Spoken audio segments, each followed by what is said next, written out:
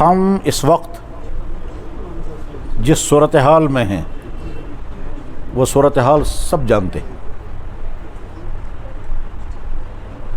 جانتے ہی نہیں ہیں، بلکہ یہاں کی اکثریت کی زبانوں پر جو کچھ اس وقت ہے وہ سب جانتے ہیں۔ وہ کیا ہے؟ پریشان کن حالات پر تبصرے، کمنٹس اور تشویش اور پریشانی، وہ سب کچھ ہے کہ جس کو دیکھ تو سکتے ہیں لیکن آپ بول نہیں سکتے۔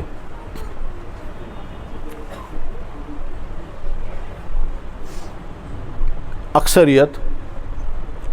بولنے میں، تبصرے کرنے میں، تشویش میں اور یہ رائے قائم کرنے میں ہے، فلاں نے یہ کیا وہ یہ کریں گے، فلاں کا یہ پلان ہے وہ یہ کریں گے، فلانوں کا یہ ارادہ ہے وہ یہ کریں گے۔ اسی ہمارا سارا وقت گزر رہا ہے۔ اس میں بہت سارے لوگوں کو نیندیں بھی نہیں آتی اور بہت سارے تڑپتے بھی رہتے ہیں، آہیں بھرتے رہتے ہیں اور مخدوش مستقبل کے سلسلے میں سخت ترین پریشانیوں کے عالم میں ہیں، اور یہ سب جانتے ہیں۔ اس ایسی صورتحال میں ایک ایمان والے کے ذمے جب وہ کچھ نہ کر سکے، جب اس کے ہاتھ میں کچھ نہ ہو، جب اس کے پاس سورسز نہ ہوں، جب وہ کچھ بھی نہ کر سکے، وہ بول بھی نہ سکے، تو کچھ ہے؟ جواب ایک چیز ہے، اور وہ ہے اپنا ہر معاملہ اللہ کے بارگاہ میں پیش کرنا۔ جناب رسول اللہ صلی اللہ علیہ وسلم دنیا میں کہانیاں سنانے نہیں آئے تھے۔ قرآن کریم کہانیوں کی کتاب نعوذ باللہ من ذالک نہیں ہے۔ قرآن کتاب حق، قرآن انسانوں کے لیے گائیڈ بک، قرآن انسانوں کے لیے رہبر، قرآن انسانوں کے لیے روشنی کا مینارہ ہے، اور جب روشنی کا مینارہ ہے تو ہر راستے میں وہ روشنی دکھائے گا۔ ایسے ہی جناب رسول اکرم صلی اللہ علیہ وسلم صرف عربوں کے لیے نبی نہیں تھے، صرف وقتی طور پر نبی نہیں تھے، اور صرف واقعات سنانے کے لیے نہیں آئے تھے، لیکن آپ کبھی واقعات کے ضمن میں میسیج بھی دیتے ہیں تاکہ امت کو ہر وقت سمجھ میں آ جائے کہ جب تم ان حالات میں ہو تو اس وقت تم کیا کرو گے۔ حدیث کی کتابوں میں سب سے اہم ترین کتاب ہے بخاری شریف، اور وہ سب سے اہم ترین کتاب کیوں ہے یہ بحث عوام کو سمجھانے کی ضرورت بھی نہیں ہے، عوام کا مسئلہ بھی نہیں ہے۔ حدیث کی سینکڑوں کتابوں میں اسی کتاب کی خوبی کیا ہے اور اسی کتاب کا اونچا مقام کیوں، وہ ایک الگ بحث ہے، علمی بحث ہے وہ۔ لیکن اتنی بات طے ہے کہ اللہ نے قرآن کریم کے بعد اس کتاب کو جو عظمت عطا فرمائی ہے وہ بہرحال کسی دوسری کتاب کو نہیں ہے۔ حالانکہ امام بخاری کے استادوں نے بھی کتابیں لکھی۔ امام بخاری کے استاد حمیدی، انہوں نے بھی حدیث کی کتاب لکھی ہے۔ امام بخاری کے استاد امام احمد بن حنبل، انہوں نے بھی حدیث کی کتاب لکھی ہے، لیکن بخاری کا مقام اونچا ہو گیا، وجوہات الگ ہیں۔ اس میں جناب رسول اللہ صلی اللہ علیہ وسلم کا بیان کردہ ایک واقعہ، جو واقعہ نہیں ہے، جو آپ نے واقعہ بیان کیا۔ آپ نے فرمایا 3 آدمی کہیں جنگل میں سفر کر رہے تھے، بارش ہو گئی، وہ کسی غار کے اندر چھپ گئے اس غرض سے کہ بارش جب رک جائے گی پھر ہم سفر کریں گے۔ بارش زیادہ ہو گئی، پہاڑوں کی پسیاں گرنے لگیں، تو ایک پسی آ کر کے غار کے منہ پر رک گئی، اور اس طرح سے وہ غار کا باہر آنے کا راستہ بند ہو گیا اور وہ باہر نکل نہیں سکتے تھے۔ ان تینوں آدمی نے بہت کوشش کی، زور لگا کر کے اس پتھر کو ہٹائے، لیکن وہ چٹان نہیں ہٹا سکے۔ اب ان کی صورتحال یہ ہے کہ اندر طاقت نہیں جو اس کو ہٹا سکے، اور باہر سے آنے والا کوئی آدمی بھی نہیں ہے، کوئی جماعت نہیں ہے۔ اچھا، یہ چیخ و پکار کریں گے تو باہر کوئی سنے گا بھی نہیں۔ قریب میں کوئی بستی ہوتی، یہ چیختے تو ان تک آواز جاتی، وہ آتے تو غار کے اندر سے ان کو نکالتے، لیکن ایسا بھی نہیں تھا۔ تو نہ باہر سے کوئی مدد ملنے والی ہے اور نہ اندر سے ان کے پاس اتنی طاقت ہے کہ وہ کچھ کر سکیں، تو وہ مکمل بے بس ہے۔ اب کیا کریں گے؟ تو تیسرا راستہ انہیں وہی ڈھونڈا، اور جو ایمان والے کے لیے آخری تیسرا راستہ ہے وہ ہے اپنے اللہ سے مانگنا۔ چنانچہ جناب رسول اکرم صلی اللہ علیہ وسلم نے فرمایا پہلے انسان نے اپنا نیک عمل یہ والا پیش کیا اور پھر کہا یا اللہ یہ چٹان ہم سے ہٹا دیجئے، اپنے ایک اچھے عمل کا حوالہ دیا،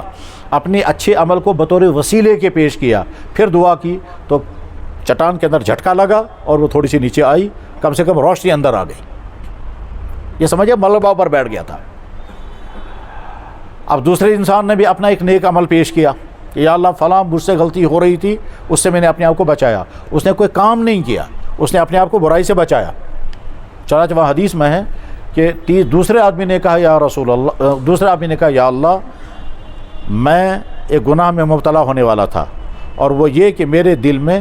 میری چچیری بہن کے متعلق برے خیالات آنے لگے، بہت دنوں تک تو میں برے خیالات کو دباتا رہا، لیکن جب زیادہ ہی اندر سے برے خیالات آنے لگے تو میں نے اپنی چچیری بہن کے سامنے اس کا اظہار کر دیا کہ میں کیا چاہتا ہوں۔ اس چچیری بہن نے جواب میں کہا جو تم چاہتے ہو وہ تب پورا ہوگا جب تم پیسے لاؤ گے۔ چنانچہ میں نے پیسے کا انتظام کیا، اور ظاہر اس زمانے میں کرنسی تھی گولڈ کی، تو اس نے اس زمانے کا دینار تیار کیا جس کو آج کے زمانے میں ہم کہیں گے پاؤنڈ، تو اس نے پاؤنڈ تیار کیے، اور وہاں حدیث میں ہے 100 پاؤنڈ، یعنی 100 دینار اس نے تیار کیے اور آپ اس بہن کو بھیج دیے۔ اب ظاہر ہے جس غرض کے لیے وہ پیسے اس نے بھیجے تھے اس غرض کے پورا کرنے میں اب رکاوٹ کوئی نہیں،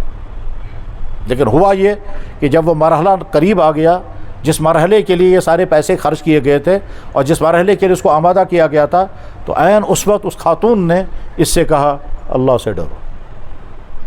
حالانکہ وہ پیسے لے چکی تھی، پر اس نے کہا اللہ سے ڈرو،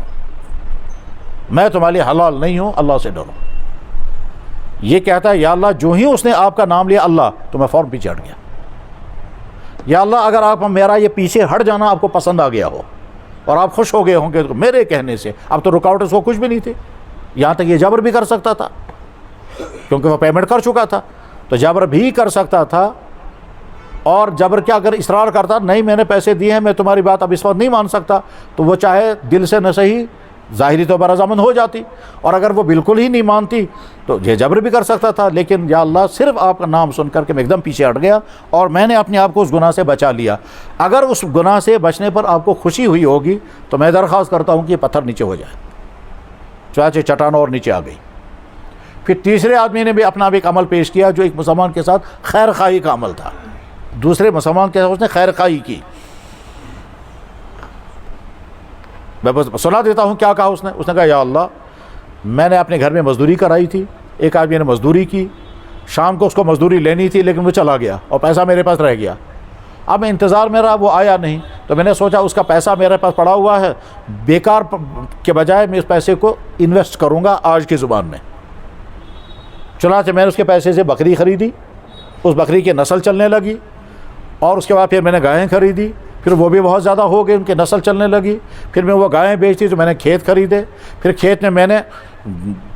کاشتکاری شروع کرائی مزدوروں سے، اس سے جو آمدنی آتی تھی وہ جمع ہوتی رہتی تھی، یہاں تک کہ سالہ سال گزر گئے اور اس کے کھیت بھی ہیں، جانور بھی ہیں، سب کچھ ہے، پیسہ بھی جمع ہو گیا۔ سالہ سال کے بعد وہ آدمی آیا کہنے لگا بھائی صاحب وہ میری مزدوری کے پیسے آپ کے پاس ہیں، وہ پیسے مجھے دے دیجئے۔ تو میں نے کہا بہت اچھا، تم بہت دیر کے بعد آئے ہو، آج تک کیوں نہیں آئے تم؟ اور میں انتظار میں تھا تمہارا، تم آئے۔ انہوں نے کہا میں نہیں آ سکا،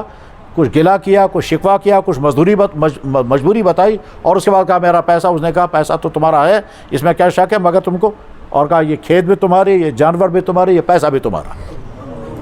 اس نے کہا کیوں مذاق اڑاتے ہو میرا جتنا ہے مجھے اتنا ہی دے دو، یہ سب کیسے میرا ہوگا؟ اس نے کہا سب تمہارا ہی۔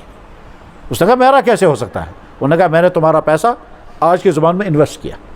تو میں نے لگا اور اس کے ساتھ یہ اس کی وجہ سے یہ سارا تمہارا جمع ہو گیا ہے، یہ سارا تم لے جاؤ۔ یہ کہتا ہے یا اللہ میں نے اس آپ کے بندے کے ساتھ خیر خواہی کا معاملہ کیا، شاید اگر وہ خود پیسے لے جاتا ہے تو اتنا نہیں کما پاتا تھا جتنا یہ بن گیا، اگر آپ کو یہ پسند آ گیا ہو تو بس۔ یہ تیسری دعا ہو گئی، چٹان نیچے آ گئی اور وہ تینوں آدمی باہر آ گئے۔ اللہ کے نبی علیہ السلام نے یہ واقعہ سنایا۔ ظاہر ہے اللہ کے نبی علیہ السلام قصے سنانے کے لیے نہیں آئے تھے۔ اب اس میں میسیج کیا ہے؟ اس میں میسیج یہ ہے کہ جب بھی ایمان والا کوئی فرد، جب بھی ایمان والا کوئی خاندان، جب بھی ایمان والا کوئی طبقہ، جب کہ ایمان والوں کا کوئی علاقہ ایسی مشکل میں پھنس جائے جس مشکل میں ان کے پاس نہ باہر سے کوئی مدد آنے والی ہے نہ اندر سے، ان کی جان بھی محفوظ نہ رہے، ان کا سب کچھ غیر محفوظ ہو جائے اور وہ بے بسی کے عالم میں ہوں، تو تو صرف تبصرہ کرنے سے کیا نکلے گا، کمنٹس کرنے سے کیا نکلے گا، تشویشوں کے اظہار کرنے سے کیا ملے گا، اور صرف انفارمیشن شیئر کرنے سے کیا ملے گا، اور یوٹیوب چلانے اور فیس بک چلانے سے اور سوشل میڈیا چلانے سے کیا نکلے گا، اور پڑھ کر کے کہاں کیا ہو رہا ہے اس سے کیا نکلے گا۔ اپنا کوئی عمل تیار کرو اور اللہ کے بارگاہ میں پیش کرو۔ جس اللہ نے وہاں ان کے عمل کو سامنے رکھ کر اس چٹان کو ہٹا دیا، وہ اللہ آج بھی اپنی قدرتوں کے ساتھ ہے۔